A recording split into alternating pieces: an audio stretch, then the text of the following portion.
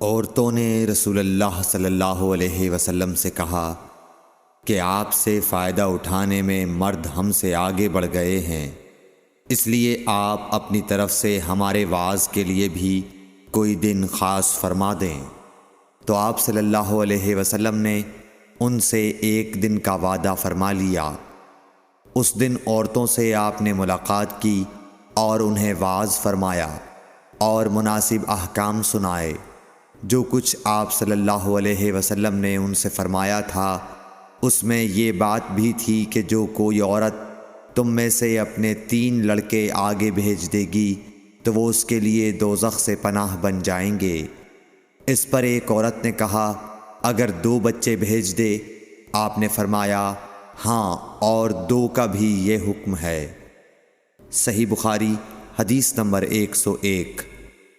حضور اکرم صلی اللہ علیہ وآلہ وسلم نے فرمایا کہ ایسے 3 بچے جو ابھی بلوغت کو نہ پہنچے ہوں۔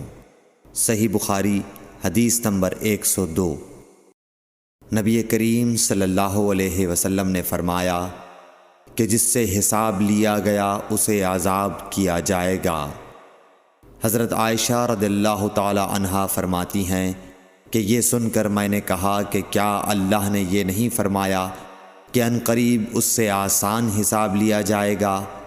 رسول اللہ صلی اللہ علیہ وسلم نے فرمایا کہ یہ صرف اللہ کے دربار میں پیشی کا ذکر ہے، لیکن جس کے حساب میں جانچ پڑتال کی گئی سمجھو وہ غارت ہو گیا۔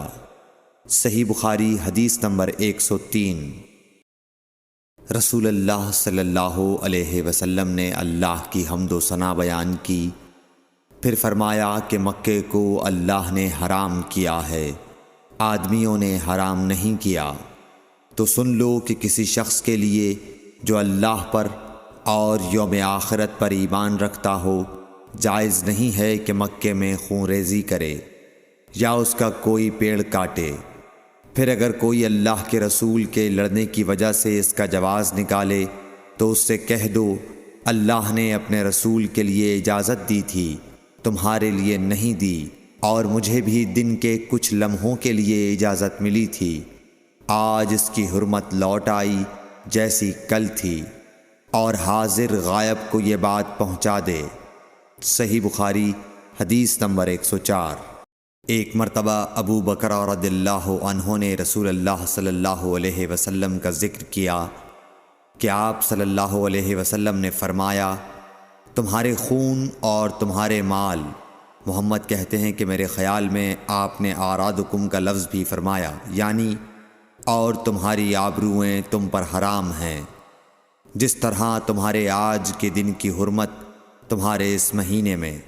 سن لو یہ خبر حاضر غائب کو پہنچا دے۔ اور محمد راوی حدیث کہتے تھے کہ رسول اللہ صلی اللہ علیہ وسلم نے سچ فرمایا۔ پھر دوبارہ فرمایا کہ کیا میں نے اللہ کا یہ حکم تمہیں نہیں پہنچا دیا؟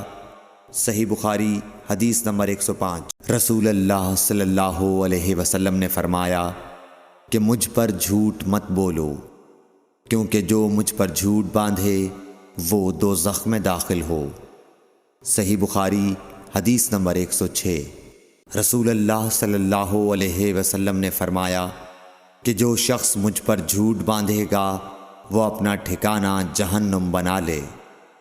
صحیح بخاری حدیث نمبر 107۔ نبی اکرم صلی اللہ علیہ وسلم نے فرمایا کہ جو شخص مجھ پر جان بوجھ کر جھوٹ باندھے تو وہ اپنا ٹھکانہ جہنم میں بنا لے۔ صحیح بخاری حدیث نمبر 108۔ رسول اللہ صلی اللہ علیہ وسلم نے فرمایا کہ جو شخص میرے نام سے وہ بات بیان کرے جو میں نے نہیں کہی تو وہ اپنا ٹھکانہ جہنم میں بنا لے۔ صحیح بخاری حدیث نمبر 109۔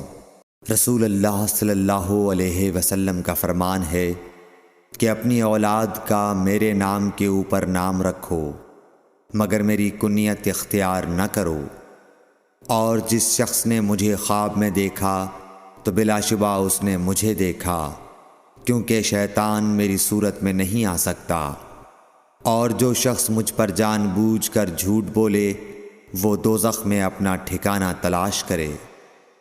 صحیح بخاری حدیث نمبر 110۔